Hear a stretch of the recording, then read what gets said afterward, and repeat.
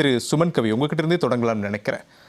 தாவேகா அரசு பொறுப்பேற்றதற்கு பிறகு சட்டம் ஒழுங்கு விவகாரம், பெண்களுக்கு பாதுகாப்பு இல்லை, மின்வெட்டு, இந்த குற்றச்சாட்டோடு சேர்த்து 2 மாதத்தில் ஒரு அரசின் மீது ஊழல் குற்றச்சாட்டு முன்வைக்க தொடங்கியிருக்கிறாங்க. நியாயம் தானா? இல்லை, நியாயம் அநியாயம்ங்கிறத தாண்டி இப்போதான் வந்திருக்கிற சின்ன பையன் அதுக்காக ஒரு மைனரு கொலை பண்ண மாட்டார்னு எதிர்க்காரு. குற்ற கிரைம் யார் பண்ணாலும் கிரைம் தானே. சின்ன பையன் பண்ணிட்டாப்புல, அதெல்லாம் கிரைம் கிடையாது. ஊழலே நடக்காத அரசாக தாவேகா இருக்கும்னு சொல்லும் போது திமுக இப்படியான ஒரு குற்றச்சாட்டை வைக்கும் போதுதான் அரசியல் திமுக குற்றச்சாட்டு வைக்கிறது. திமுக குற்றச்சாட்டு, திமுக அந்த இருக்கிற சினாரியோவை சொல்லுது. இப்போ டாக்டர் சொல்றாருங்க, உங்களுக்கு வந்து கேன்சர் பாதிக்கப்பட்டிருக்குது, இந்த மாதிரி இவ்வளவுத்துக்கு அரிச்சிருச்சு, இவ்வளவு பிரச்சனை இருக்குதுன்னு சொல்லி ஸ்கேனை தூக்கி காட்டிட்டு ரிப்போர்ட் காட்டுறாரு.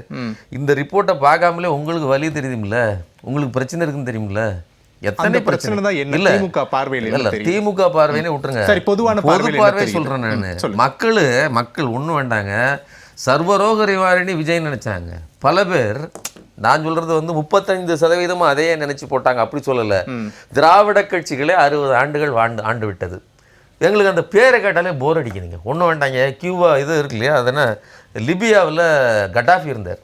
கடாஃபி மேலே பெரிய குற்றச்சாட்டுகள்லாம் கிடையாது, ஆனால் வெளியில் குற்றச்சாட்டுகள் இருந்தது. தனி நாணயம், தனி ஆப்பிரிக்காவுக்கு அடிக்கணும்னு முயற்சி பண்ணார், என்னெல்லாம் பண்ணார். அமெரிக்கா முடிவு கட்டணும்னு முயற்சி பண்ணிச்சு. ஆனால் அவர் நாட்டுக்குள்ளே பார்த்தீங்கன்னா நதியே இல்லாத ஊருக்குள்ளே புது நதியை உருவாக்குனார், பெரிய பெரிய சாலைகளை உருவாக்குனார், எல்லா உட்கட்டமைப்பும் பண்ணார். அவருடைய கிட்டத்தட்ட 50 ஆண்டுகளுக்கு மேலாக அவர் வந்து ஆட்சி பண்ணார். எந்த இடத்துலையும் குறை கிடையாது. எதுக்கு சொல்கிறேன்னா, அவங்களுக்கு அந்த 30 ஆண்டுகளுக்கு மேலாக ஆட்சி செய்யும் போது ஒரு போர் அடிக்குது. 70களிலிருந்து ஆட்சி பண்ணிகிட்டே இருக்கிறாரு, போர் அடிக்குது. நல்லதுங்கிறது இல்லை, போர். அந்த மாதிரி ஒரு போர் அடிக்கும் போது வேற ஏதோ ஒரு புதுசாக நடந்துற போகுது அப்படின்னு அவங்க நினைக்கிறாங்க. அதுதான் இங்கே நடந்திருக்குது. திராவிட கட்சிகள் எதையோ, அதாவது நம்மகிட்ட இருந்து எதையோ ஒன்று பறிச்சிருச்சு, அல்லது எப்போதும் திராவிட கட்சிக்காக போட்டுட்ருக்கோம், புதுசாக ஏதாவது பண்ணுவோம் அப்படின்னு நினைச்சாங்க இந்த மக்கள்.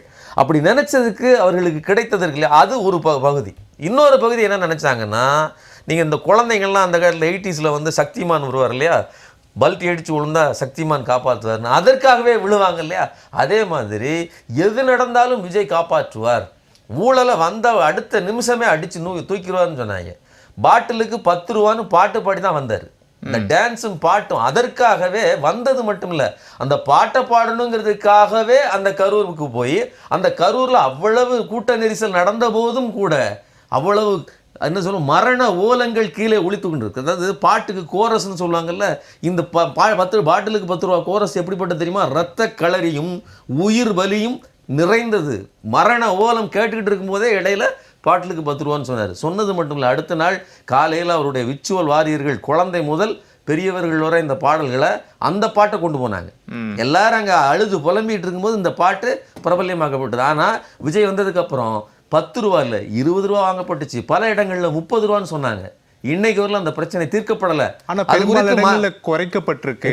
சில இடங்கள்ல வீடியோ வெளியிடுறாங்க, அமைச்சர் பிரஸ் மீட்ல நீங்க சொல்லக்கூடிய இந்த விலை ஏற்றத்தை சொல்றேன், 10 ரூபாயிலிருந்து 20 ரூபாய் வாங்குறாங்க இடத்துல சில இடங்கள்ல 10 ரூபாயே வாங்குறதுன்ற வீடியோக்கள் வருதுல. அப்ப ஒரு பக்கம் நடவடிக்கை எடுக்கும் போது இன்னொரு பக்கம் இது போன்ற குற்றச்சாட்டுகள் வரத்தானே செய்யும், அது இயல்பு தானே. ஒரு நடவடிக்கை எடுக்கப்படல, ரீல்ஸுக்கு வேணா எடுக்கப்பட்டிருக்கலாம். ரியலா பாத்தீங்கன்னா மக்கள் வந்து ரீல்ஸுக்காக எடுக்கல. இப்ப நீங்க வந்து குடிமகன் போய் ரீல்ஸ் எடுக்க போறது இல்லை, அமைச்சருக்கு தேவைப்படலாம் ரீல்ஸ், குடிமகனுக்கு தேவையா? 5 ரூபா நான் கொடுத்துருக்கிறேன்னு ரீல்ஸ் எடுத்து போடுறதுனால அந்த குடிமகனுக்கு ஏதாவது பெருமை உண்டா? நான் இது வரைக்கும் 300 ரூபா உன்ட்ட இப்போ கொடுத்துருக்கிறேன் 2 நாளில் அப்படின்னு அவன் சொல்கிறான். 10 தடவை வாங்கியிருக்கிறேன், 300 ரூபா கொடுத்துருக்கிறேன், எனக்கு திருப்பி கொடுன்னு பேசி வீடியோ இருக்குது. அந்த குடிமகனுக்கு ஏதாவது பெருமை கிடைச்சிட்டான்னு அந்த அவரை வந்து குடிகாரன் வேணால் கூடுதலாக அவரை பழிப்பாங்க. ஆனால் அதையும் மீறி அவர் வீடியோ போடுறேன்னு என்ன காரணம்னா, இவங்க பண்ணுற அநியாயம் இன்னும் தீரலை. விஜய் வந்தால் குறைஞ்சபட்சம் இந்த இளவையாக தொலைப்பாருன்னு நினச்சோம். 10 ரூபாயை கூட தொலைக்கல. 10 ரூபா தொலைக்கலைங்கிறது மட்டும் இல்லை, 30 ரூபாயை ஏற்றிட்டாங்கங்கிற பிரச்சனை இருக்குது.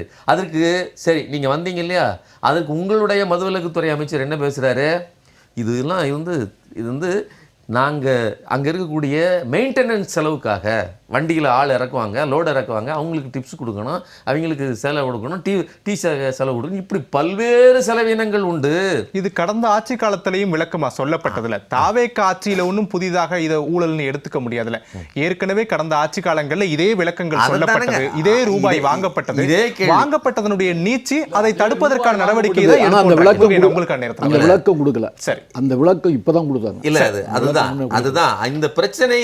விஜய் வந்து பேசிய போதே நான் என்ன கேட்டேன்னா, வாங்கப்படுகிற 10 ரூபா பாட்டிலுக்கு 10 ரூபா வந்து ஸ்டேட் கவர்மெண்ட்டுக்கு வந்து சேருது அப்படின்னு சொன்னால், அல்லது ஸ்டேட் கவர்மெண்ட் அதிகாரத்தில் இருக்கக்கூடிய ஒரு அமைச்சருக்கு வந்து சேருதுன்னு சொன்னா, எங்க வீட்டில் 2வது மாடியில் கொண்டாந்து போட்ட சிலிண்டர் போட்டா ஃபர்ஸ்ட் மாடியில் கொண்டாந்து போட்டா 50 ரூபா, செகண்ட் மாடியில் கொண்டாந்து போட்டா 100 ரூபான்னு வாங்குறாரு, அது மோடியோட கல்லாவுக்கு போகுதான்னு நான் கேள்வி கேட்டேன்.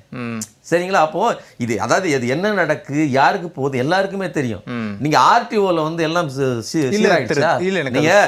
புரியுது. இல்ல எந்த இடத்துல இத ஊழல்னு நம்ம ஒரு குற்றம் சாட்டுறோம். ஏற்கனவே இருந்த அரசுல தொடர்ந்த நீச்சி தான் இது. இதை தடுப்பதற்கான நடவடிக்கை எடுக்கிறோம் ஒரு அமைச்சர் விளக்கம் கொடுக்கிறாரு.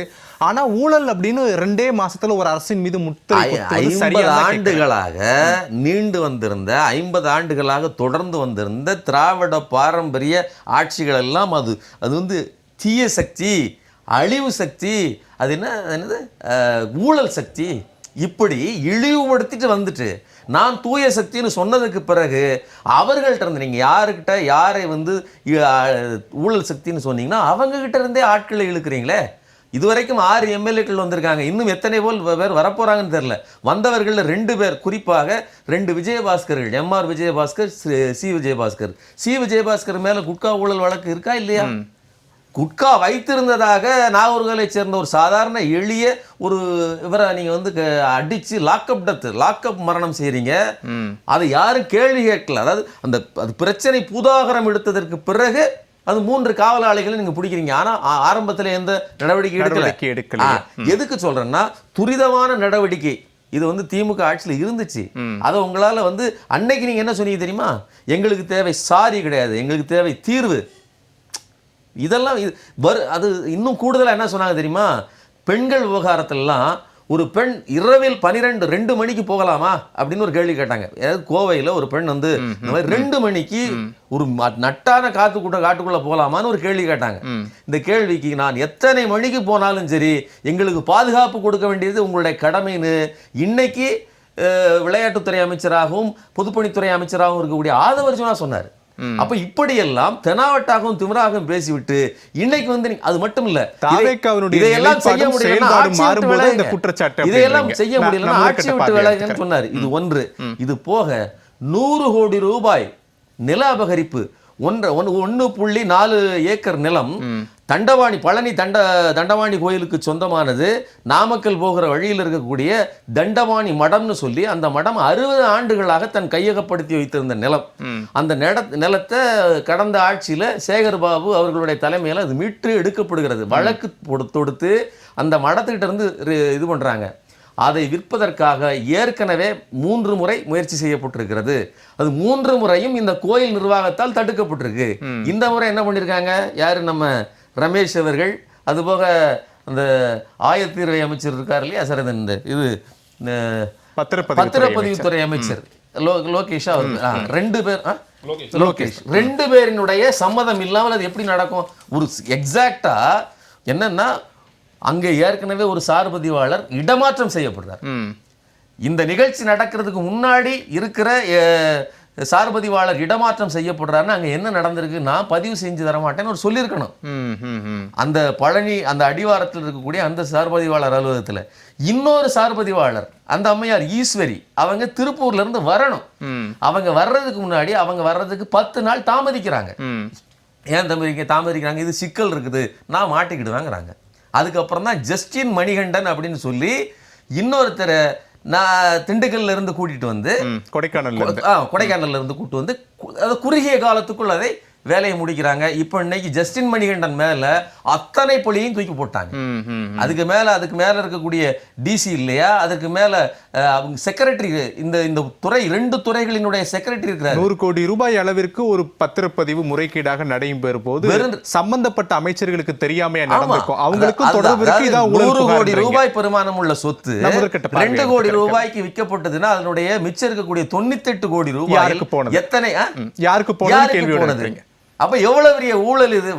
நாங்க இப்பதாங்க தவழ்றோம்னு சொல்ற, தவழும் போதே இப்படி கொள்ளையாக அடிக்கிறீர்களே, நீங்க இன்னும் எழுந்து நடக்க ஆரம்பிச்சீங்களா இந்த நாடு தாங்குமாங்கிறத என்னுடைய கேள்வி. திரு சுமன் கவி, இல்ல விஜய் இந்த ஊழலையோ கரப்ஷனையோ அவர் ஒழிக்க வந்தவர் கிடையாது. அவர் அதை ஊக்குவிச்சவர். இயல்புலையோ அவருக்கு அது இயல்பான ஒரு விஷயம். சார் கூட சொல்லும்போது என்ன சொன்னார்னா, நீர்வளத்துறை அமைச்சர் ஆனந்துக்கு எதிராக அவர் ஒன்றும் செய்ய முடியாது, அப்படிலாம் கிடையாது. அதாவது வருகிற ஆறு இல்லாமல், அதாவது all roads are going to ரோம்ங்கிற மாதிரி எல்லா இதுவும் விஜயை நோக்கி தான் போய்கிட்டு இருக்குது. அந்த பணம் எங்கேயும் தானாக எங்கேயோ வானத்தில் போய் மறைஞ்சிடுறது இல்லை. அவர் என்ன சொல்றதுன்னா ஒரு மீடியேட்டர் மட்டும்தான். ஆனந்தால ஒன்றும் பண்ண முடியாது. சரிங்களா? இவ்வளவு கரப்ஷனுக்கும் இவ்வளவு பிரச்சனைகளுக்கும் காரணமே விஜய் தான். சார், என்ன தேவை ஏற்பட்டிருக்கு? ஒரு திரைப்படம் நடித்தாலே 400 to 500 கோடி ரூபாய் கிடைக்கும். அதெல்லாம் விட்டுட்டு ஒரு முதலமைச்சரா வந்துதான் இப்படி லஞ்சத்துல வாங்கி சொத்து சேர்க்கணும்னு ஏதாச்சும் தேவை இருக்கா என்ன? 1000 கோடி 2 லட்சம் கோடி இதெல்லாம் நாங்க என்னைக்கு பார்க்கறது? ஏங்க இந்த முதலாளித்துவ அமைப்புல 500 ரூபாய் உங்களுக்கு தெரியும். ஓஷோட்ட ஒரு ட்ரிப் சொன்னப்போ பெரிய பணக்காரர் பிர்லாட்ட போய் ஒருத்தர் போய் இன்னும் ஒரு நாள் ஃபுல்லா பார்த்தா இட்லி தான் சாப்பிட்றாரு, சட்னி தான் சாப்பிட்றாரு. ஆனா அத்தனை கோடியை சம்பாதிக்கிறாரு. எதுக்காகனா அது ஒரு வெறி. அந்த வெறிக்காக தான் வந்திருக்காரு, தவிர உங்களுடைய இதை திருப்திப்படுத்த வரல. அதனால பிரச்சனைகளுக்கு மூல காரணமே வச்சு இன்னொன்று சொல்லிடுறேன். இந்த பிரச்சனைகள் இவ்வளவு ஊழலும் இப்பதான் வந்ததுன்னு இல்லை. விஜய் கட்சி ஆரம்பித்த உடனேயே ஒன்றிய செயலாளர்கள் நியமிக்கிறதுக்கு 12 லட்சம் ரூபாய், இந்த 12 லட்சம் ரூபாய்னு சொல்லி பகிரங்கமாக திருச்சியை சேர்ந்தவர் ஒருத்தர் வெளியில பேசினாரு. அவர் கட்சியை சேர்ந்தவர். அது ஆனந்துகிட்ட தான் அந்த பணம் போனுச்சுன்னு பேசினாரு. அதே மாதிரி திருவள்ளூரை சேர்ந்தவர் போராட்டமே இது போன்ற ஒரு சம்பவங்கள் நடக்கும்போது அதுக்கும் தலைமைக்கு எப்படிங்க தொடர்பு படுத்த முடியும்? இது நடந்து திருவள்ளூரை சேர்ந்தவர் பணம் கேட்கறாங்கன்னு சொல்லி போராடிட்டு இருக்கும்போது தான் விஜய் மலேசியாவில் நின்றுட்டு குத்தாட்டம் போட்டாரு. எதுக்கு இதெல்லாம் சொல்றேன்? எதுக்காக சொல்றேன்னா, விஜய்க்கு எதுவுமே தெரியாது, அவர் புனிதர். அது பக்கத்துல இருக்கவங்க தான் எங்கன்னு சொல்லுறதே தப்பு. முதன்மை பதவியில் இருக்கிறவர்கள் தான் கரப்டடு, மற்றவர்கள்லாம் கிளைகள் தான். ஆணி வேற விஜய் தான். தலைமை சரியா இருந்தா அனைவருமே இருந்தால் பக்கா தவறான தலைமைன்னு சொல்றேன். சரி.